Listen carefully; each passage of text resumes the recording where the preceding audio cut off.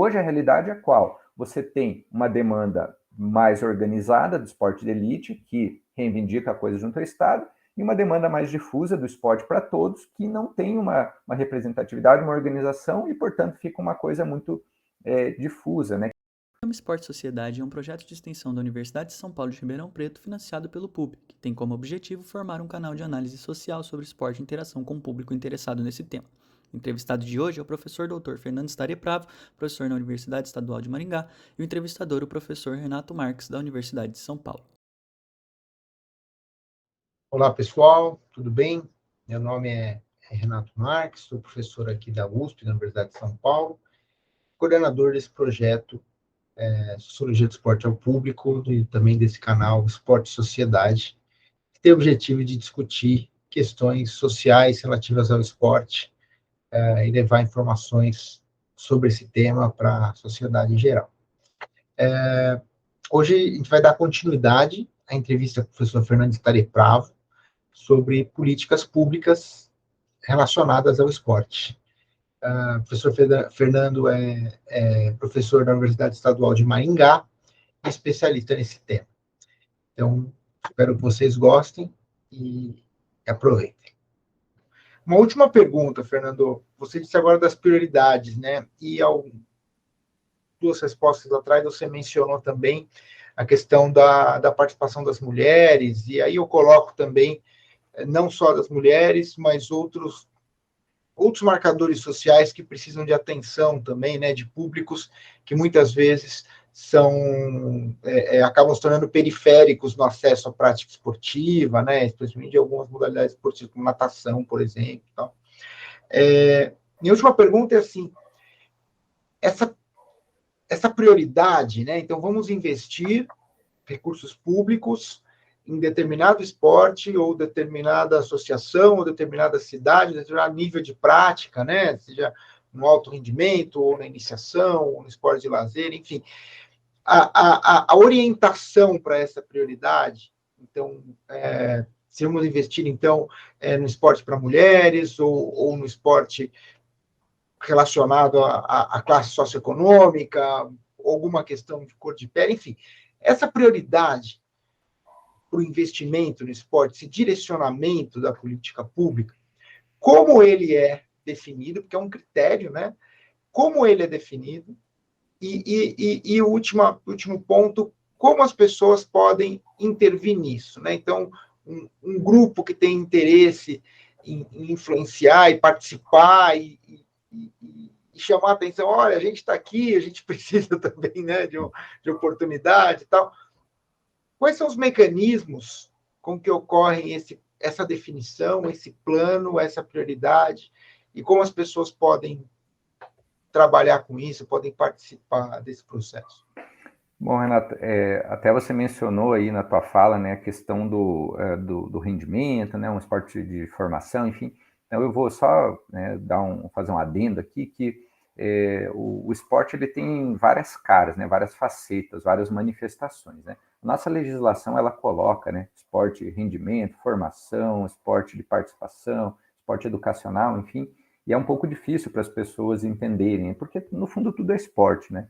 Assim, no âmbito internacional, o pessoal usa só um corte, né, assim, que é o esporte para todos, sport for all, e o elite sport, né, o esporte de elite, né, o esporte de rendimento, né. Vamos trabalhar com essa aí que é mais fácil, né. Então, existe o esporte profissional, elite, aquilo que busca o rendimento, esse que a gente assiste na televisão, né, que as pessoas são remuneradas para atuarem, e aquele esporte que é o nosso jogo de fim de semana, na escola, com os amigos, numa característica de participação mesmo, né. Primeiro, daí, em cima desse corte, né, eu vou falar o que acontece e o que eu acharia que deveria acontecer. Então, o que acontece? Hoje, né, e historicamente, a gente vê uma certa priorização do esporte de elite, do esporte profissional. Mas por que isso ocorre? Né? Porque isso é próprio da lógica política. A política, como eu falei, sempre tem mais demanda do que possibilidade do Estado em acatá-las, né, em oferecer tudo aquilo que é necessário. Então, o que o Estado, em geral, né, e não é porque é o governador, ou o presidente X ou Y, mas, em geral, quem está na frente da administração do Estado, ele acaba dando prioridade para aquelas demandas mais organizadas. Então, assim, quando a gente fala de esporte e participação, esse que é o esporte que a gente vai brincar, vai jogar de final de semana, que vai ocupar a praça pública e tal, isso é uma demanda muito difusa. Não existe ninguém assim que tome frente e fala assim, olha, vamos defender essa demanda frente ao Estado. Ele é uma coisa que, ao mesmo tempo, é de todos, mas ninguém encampa essa frente de defesa, né? Por outro lado, o esporte de elite, né, o esporte de rendimento, o esporte profissional, tem toda uma organização por meio de federações, confederações, ligas, sindicatos, e eles se organizam e demandam o Estado nesse sentido. Então, hoje a realidade é qual? Você tem uma demanda mais organizada do esporte de elite, que reivindica a coisa junto ao Estado, e uma demanda mais difusa do esporte para todos, que não tem uma representatividade, uma organização, e, portanto, fica uma coisa muito difusa, né? Quem defende isso, quem que vai demandar isso para o Estado. E aí o Estado trabalha com a demanda. Bom, esse está me demandando, o outro não, eu vou atender aquele que está me demandando, né? Porém, né, a legislação fala, ó, a prioridade tem que ser para esse esporte para todos, né? Então, trabalha assim num limite ali. Existe uma demanda mais organizada no esporte de elite, a legislação, por outro lado, diz que para priorizar o esporte para todos, e a gestão ela vai caminhando, assim, não vou dizer que sempre, e hoje continua sendo uma priorização do esporte de elite, mas, em geral, ele foi o mais priorizado. Em alguns momentos, o esporte para todos ele ganhou frente, mas não é uma coisa que está consolidada, né? E aí, frente a essa não consolidação, essa demanda não organizada, depende muito de quem está na gestão, né? A atual ministra do Esporte, Ana Moser, ao assumir, ela fez um discurso de priorização do esporte social, do esporte de participação. Então, em função das experiências dela, apesar de ter sido uma atleta, né, desse esporte de elite, ela tem todo um trabalho social com o esporte, ela entende, é sensível de que o esporte para todos tem que ser priorizado, né? Isso está no discurso, agora vamos ver na prática se ela vai conseguir efetivar isso. Porque quando ela começar, né, por exemplo, priorizar recursos para isso, em detrimento do esporte de elite, esse esporte de elite organizado, ele vai se movimentar, né, e vai demandar coisas. Então, vamos ver como isso vai se comportar. Bom, essa é a situação atual. Agora, quando a gente fala, né, de priorização, como isso deve funcionar, muitas vezes, pensando assim, em várias realidades, né?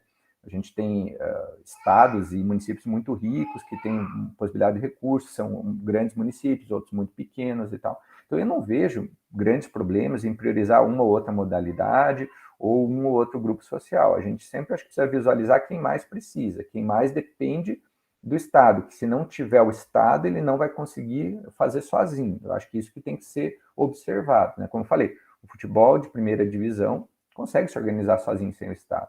Agora, a escolinha de bairro lá que ensina o futebol talvez não consiga, caso o Estado não esteja ali presente, financiando ou executando aquela política, né?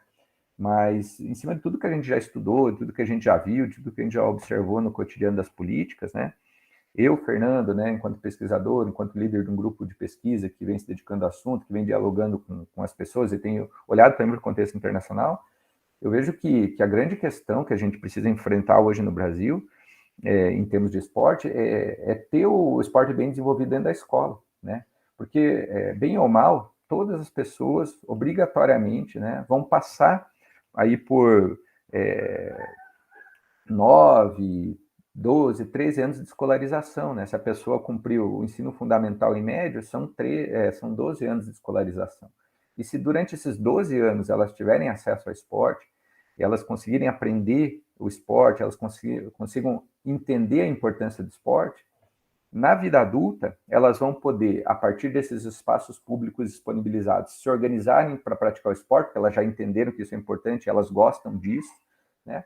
Elas vão poder se organizar para demandar o Estado, se for necessário, ou elas vão poder tirar um dinheirinho lá de sua renda mensal para pagar pelo esporte, porque elas entendem que aquilo é importante e elas gostam de fazer aquilo. Mas, como na escola tudo ainda está muito desestruturado, né, isso acontece num nível de desigualdade muito grande, né? Escolas mais estruturadas conseguem oferecer isso e trazer esse benefício para a vida da pessoa, enquanto a maioria não consegue, né? Uma grande parte das escolas públicas no Brasil nem espaço para a prática de educação física tem, muito menos para um esporte em contraturno, por exemplo.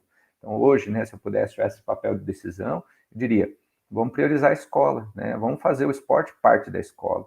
E muitas vezes há uma crítica, inclusive, para o esporte dentro da área da educação física, não é sinônimo, a gente tem toda essa discussão, mas que a gente não pode negar o esporte dentro da escola, ele deve estar em todas as etapas da escolarização, porque ali se constrói, né, tanto uma base motora quanto o gosto pelo esporte, né? Então, acho que ali tem que ser priorizado. Depois, se der, se sobrar dinheiro, se for possível, dá para fazer outras ações, mas a escola tem que ser priorizada. Todavia, né, não é isso que a gente tem visto, né? Com a reforma do ensino médio, por exemplo, a educação física perdeu espaço na escola, né? E aí isso vai na contramão do que eu estou falando. Eu entendo que a educação física tem que sim estar presente todos os anos da escolarização, o esporte no contraturno tem que estar presente, isso vai gerar uma cultura de esporte nas pessoas, inclusive para demandar futuramente o que elas quiserem, uma praça, um ginásio, um espaço público para prática, mas tudo passa pela escola. Se for para priorizar alguma coisa, o Fernando, né, priorizaria isso. Mas é óbvio que não é tão simples, que a gente tem um país continental, com muitos problemas, com muitas dificuldades, inclusive na educação, mas eu acho que a gente já tem um norte, né, do que a gente quer alcançar, né? E aí, claro, né, existirão ações pontuais ou um pouco mais limitadas, com o corte no sexo das pessoas, com o corte social, com outras ações.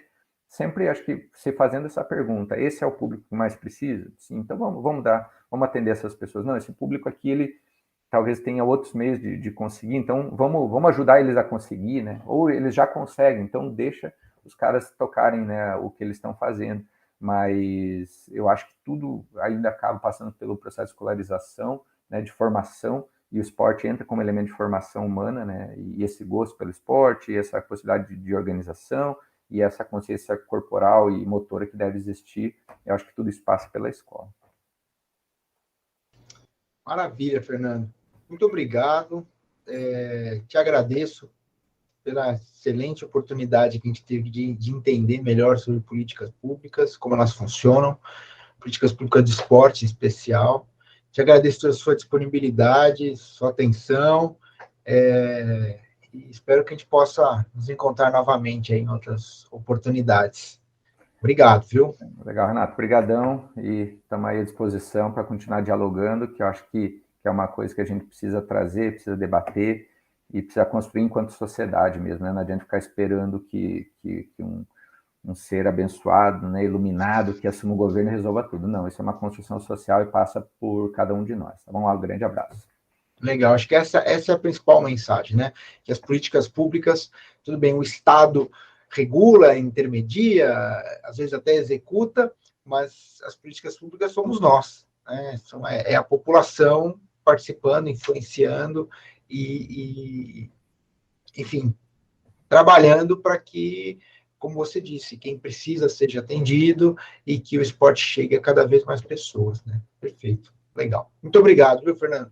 Grande abraço, até a próxima. Valeu. Se você tem alguma sugestão de tema para a próxima entrevista, por favor acesse o link do formulário na descrição do vídeo. Será um prazer contar com sua participação.